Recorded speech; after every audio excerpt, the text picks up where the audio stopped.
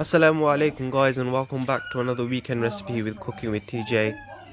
Eid Mubarak to all my followers. You guys know it was Eid yesterday and I made this amazing no-bake Biscoff cheesecake. Would you have a look at that? Truly delicious.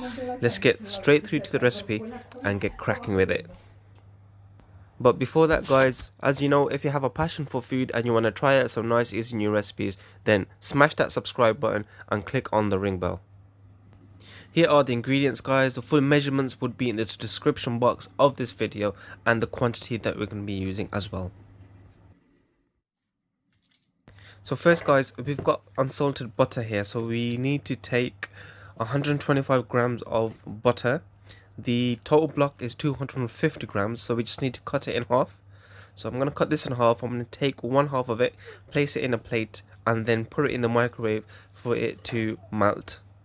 So then we can use that for the bottom base once we've crushed all the biscuits, which we'll get onto in a moment.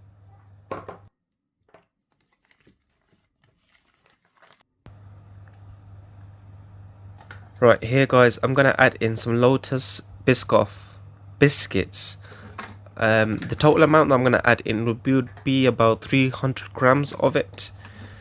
So I'm going to add in the remaining in this pack. As you can see, he just suddenly appeared.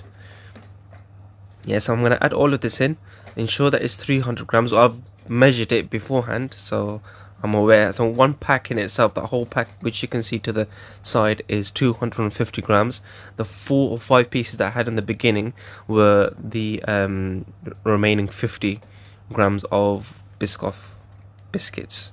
So that's total 300 grams. So add in 300 grams like this, and then place the lid on, press the button, and then just mix. Oh, there you go. So grind it until it's broken into small pieces. As you can see now, that's been smashed into small pieces like a powder. Well, now what we need to do is we need to add the melted butter. Do you remember the unsalted butter? Yeah, so add all that in. So that was approximately 125 grams. Add that in. Place the lid on top for the grind mixer, and then press the button and ensure that it's mixed well.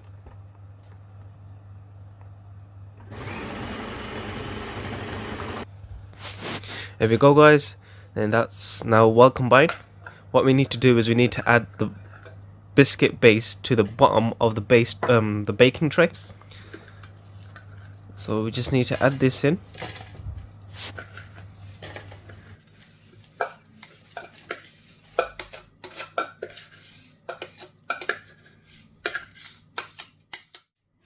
Alright guys, now all we need to do is spread it evenly throughout the baking tray. Ensure that it's flattened out on one level, even. You can flatten it with a spoon, or you can use it of anything with a flat surface. Whatever works for you, you can use that. Once you've flattened it out completely, place it into the fridge, leave it for a couple of hours, and then we can just use it again once we've made the creamy filling and also the double cream.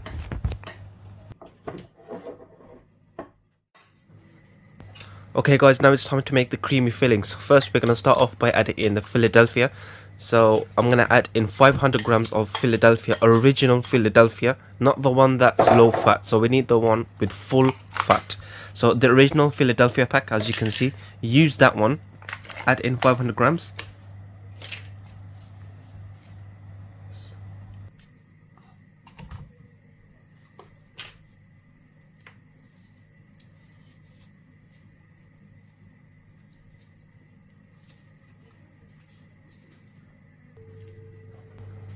Thereafter guys, we need to add in 100 grams of icing sugar, so add that in. Once you've added that, we'd also need to add in some Biscoff spread. So we're going to add in 250 grams of that, which I've already taken out the container.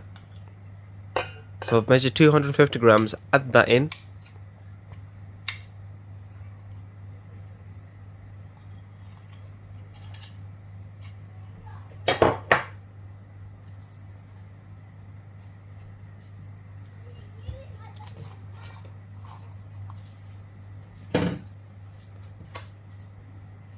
Okay guys, so now we need to add in some vanilla extract. So I'm going to put in 1 teaspoon of vanilla extract into this.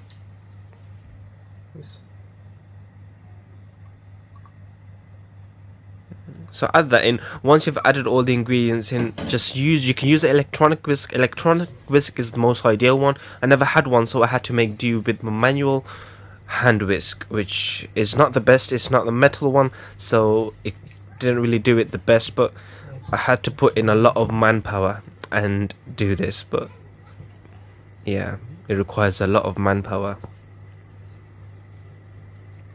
So mix it until it's fluffy, as you can see. So it's come out nice and fluffy. That's how we need it to be. So that's ready, and what we need to do is keep that to a side. Okay guys, so now it's time to make the double cream. A lot of people tend to use it and make it with the actual creamy filling, but I've been through a bad experience where I did it and it came out runny, so I do this separately. But it's up to you if you want to do it like that and do it with the creamy filling, you can. But it's a risk and I wouldn't want to take the risk. So basically I'll add in 300 milliliters of double cream, whisk it until stiff peaks form. As you can see now guys, it's not watery anymore, it's slightly thicker, but I want it to become a bit more thicker than that. So continue mixing, whisking until stiff peaks form.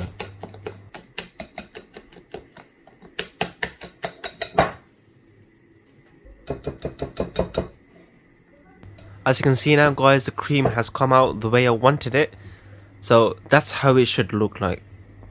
So that's ready.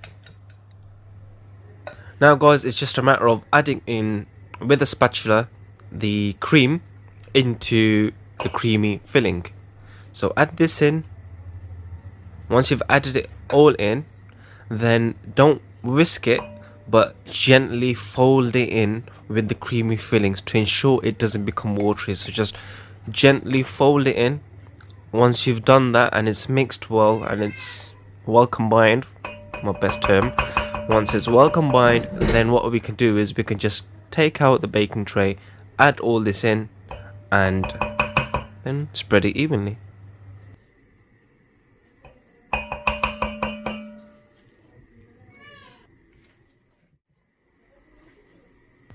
As you can see guys, I am gently folding it in. This is how you should do it. Please mind my hairy hands. I know I'm very hairy, but it's something that I can't get rid of. I'm a man. Okay guys, this is how the actual creamy filling should turn out once you've well combined the double cream and also the creamy filling. This is how it should look. So now that's done, all we need to do is take out the baking tray, which we put in the fridge a couple of hours ago.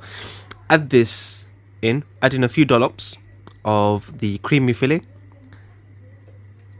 Once you've added a few dollops of creamy filling, ideally probably 3 dollops, then spread it evenly throughout the tray. And once you've done that, then add in the remaining cream and then spread it evenly.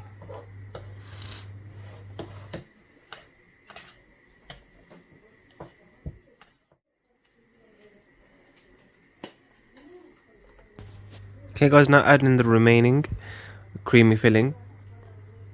Once you've added it all in, same procedure as before with 3 dollops that we put in previously. Spread it out evenly throughout the baking tray. Alright guys, so once it's evenly spread, you just place it into the fridge for a couple of hours so the creamy filling dries up slightly. As you can see guys, this is how it should turn out, like this. So place it in the fridge, then leave it for an hour or two. Now what we need to do guys, we've got the remaining Lotus chocolate spread in here. So what we need to do is add it on to the top. So I'm going to place in 1 cup or that can, or what's remaining, into the microwave, heat it for a minute. As you can see now, it's become nice and watery. What we need to do is just apply it to the top of this cake.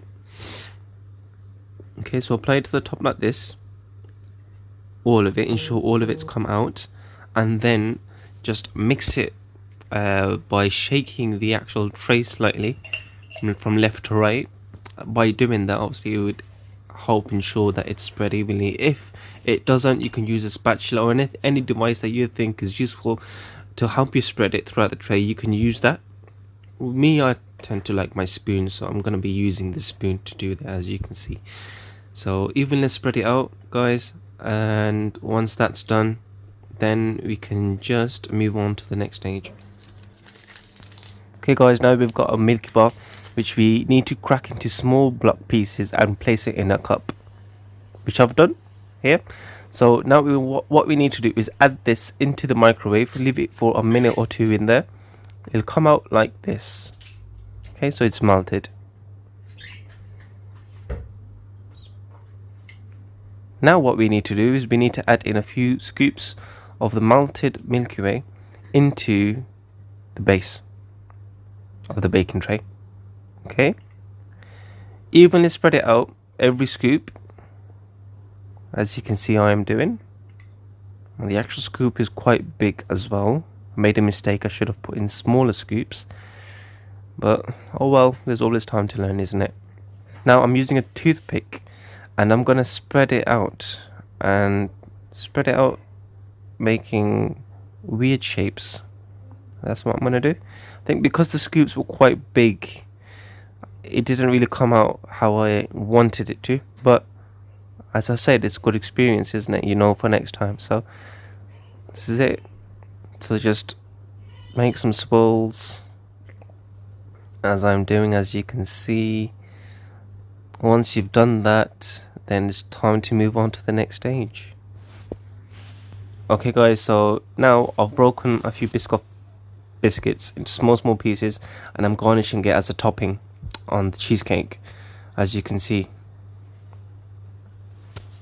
So here guys, I've cut a few Biscoff biscuits into half pieces and I'm adding them to the side of the actual cheesecake. This is just for decoration purposes, you can do it as you wish. As you can see now guys, this is how it's turned out. It looks, mashallah, amazing. It looks delicious. I cannot tell you how nice this was to have on Eid day. It was brilliant. So there you have it guys, a no bake Biscoff cheesecake. I hope you guys enjoyed this video. Please don't forget to smash that like button, smash that subscribe button, and smash that notification button so you can keep up to date with all my recent posts. Until next time guys, assalamu alaikum wa rahmatullahi wa barakatuh.